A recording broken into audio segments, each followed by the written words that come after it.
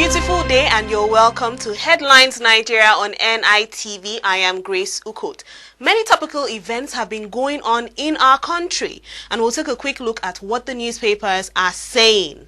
This day newspaper says there will be no rivalry with VP, says Jonathan. President Goodluck Jonathan has indicated that his administration will not be marked by bitter rivalry between himself and the newly sworn-in Vice President Namadi Sambo. He also gave a glimpse of the responsibilities that the VP might be asked to shoulder when he stated that Sambo would meet with the economic team regularly to ensure delivery of promises to the public. Niger Delta, Shell restarts $2 billion gas project. The relative peace in the Niger Delta following the federal government amnesty program has prompted Shell Petroleum Development Company joint venture to restart work on gas gathering projects previously delayed by funding and security problems. Also, Corn Oil Producing Limited, Nigeria's indigenous petroleum exploration and production company, has discovered huge deposits of gas in the central part of its oil mining lease in offshore Niger Delta. The project, covering 26 flow stations in the region, is expected to cost $2 billion. Another Nigeria-bound toxic waste ship intercepted. The National Environmental Standards and Regulatory Enforcement Agency disclosed yesterday that a ship loaded with toxic waste bound for Nigeria has been intercepted. This is coming 6 weeks after the same agency discovered a shipment full of toxic waste headed for Nigeria. Leadership newspaper, Why I Picked Sambo, Jonathan. President Goodluck Jonathan said yesterday that his choice of architect Mohammed Namadi Sambo as his deputy was based on the personal confidence he reposed in him, having worked with him in various capacities. Jonathan had recently worked with Sambo in the National Economic Council, the National Independent Power Projects Committee, and on the construction of the National Secretariat of the People's Democratic Party. Corruption, more heads may roll in PDP National Assembly. In an effort to thoroughly investigate the involvement of some prominent Nigerians in the 17.5 million euro Siemens bribery scam, the Economic and Financial Crimes Commission has summoned 3 former ministers who are alleged to have been indicted in the scandal for interrogation. 5 billion naira allegation rocks maritime security bill. Allegations of 5 billion naira appropriation for a non-existent maritime security agency dug the bill for an act to establish the Maritime Security Agency, which was meant to promote maritime security and other related purposes. The bill was eventually withdrawn on the strength that its provisions clash with other agencies in the armed forces. Ibori, no concrete deal with Metro Police yet. Waziri. The chairman of the Economic and Financial Crimes Commission, Mrs. Farida Waziri, has revealed that her commission has not made any concrete treaty with Metropolitan Police yet, but had already sent delegations to the UAE authorities to help in the extradition of former Delta State Governor Chief James Ibori. And now moving over to Punch newspaper, assault on journalist, JSC redeploys magistrate. Following the public outcry against her assault on a journalist covering the alleged 7.5 billion naira fraud against some bankers, an Abuja Chief Magistrate, Mrs. Zainab Bashir, has been redeployed by the Judicial Service Committee of the Federal Capital Territory. And now Daily Trust newspaper, Jonathan told not to contest presidency in 2011. A founding member of the People's Democratic Party and former Nigerian ambassador to Germany, Professor Tunde Adeniran, has advised President Goodluck Jonathan not to contest in the 2011 presidential elections.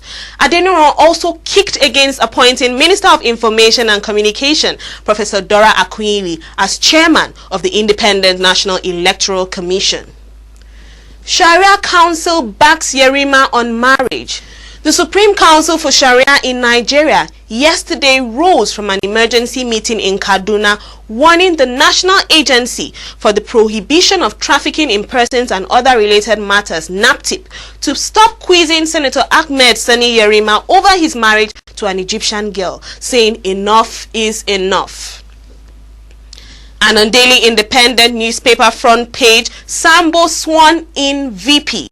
Mohammed Namadi Sambo, age 55, took the oath of office as vice president on Wednesday, with a pledge from President Goodluck Jonathan not to engage him in the messy knockdowns and dragouts that marked the tenure of Olusegun Obasanjo and Atiku Abubakar in the villa between 1999 and 2007.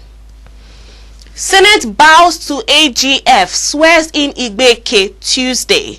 The Senate has set next Tuesday to swear in Alphonsus Igbeke to replace Joy Emodi as the Senator for Anambra North, in line with the appeal court ruling in Enugu last month and based on advice from Federal Attorney General and Justice Minister Mohammed Adoke.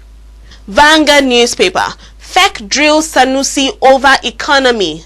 The weekly Federal Executive Council, which met behind closed doors yesterday, put the governor of the Central Bank of Nigeria, Mr. Sanusi Lamido Sanusi, on the spot with probing questions on the performance of the economy. Sanusi, sources said, told the meeting, which was presided over by President Goodluck Jonathan with cabinet members in attendance, that crude oil and natural gas growth rate stood at 0.27%. And now moving over to politics news, Punch newspaper, Akwa Ibom Assembly sacks Speaker, Deputy. The crisis rocking the Akwa Ibom State House of Assembly deepened on Wednesday as 22 out of the 26 lawmakers resolved to remove the Speaker, Obong Ignatius Edet, and his deputy, Chief Okon Uwa, over allegations of financial impropriety. The lawmakers had on Tuesday given them a 7-day ultimatum to resign or risk impeachment. Ogbulafo, PDP governors disagree over successor. Governors elected on the platform of the People's Democratic Party disagreed on Wednesday on who should succeed the party's outgoing national chairman, Prince Vincent Ogbulafo. The governors, at a meeting held at the Kwara Lodge in Abuja on Wednesday, failed to reach a consensus on who to support among the numerous candidates jostling for the position.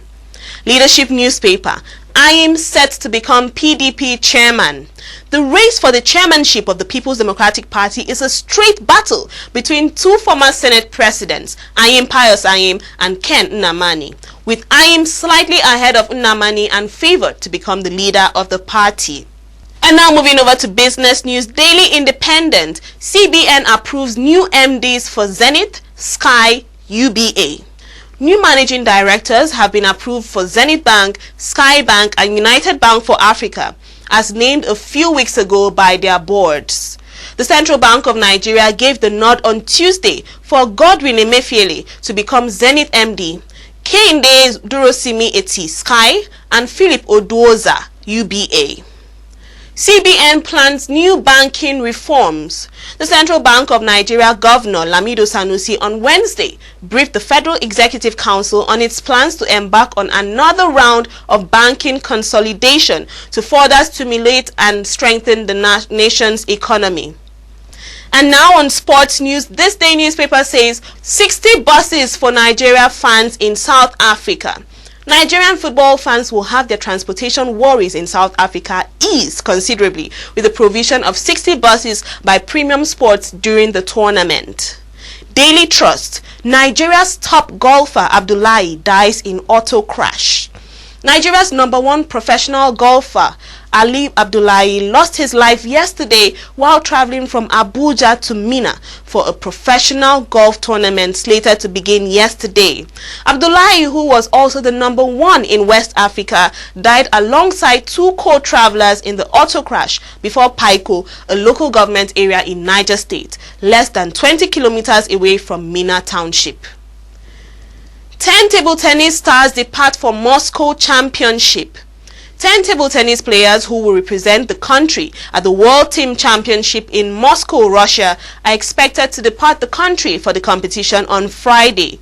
Segun Oguntade, Secretary, Nigeria Table Tennis Federation, said yesterday in Lagos that the country team for the May 23 to May 30 championship comprises 5 male and 5 female players. And with these summaries, we've come to the end of this edition of Headlines Nigeria. Don't forget to log on tomorrow for more on Headlines Nigeria. Thanks for logging on.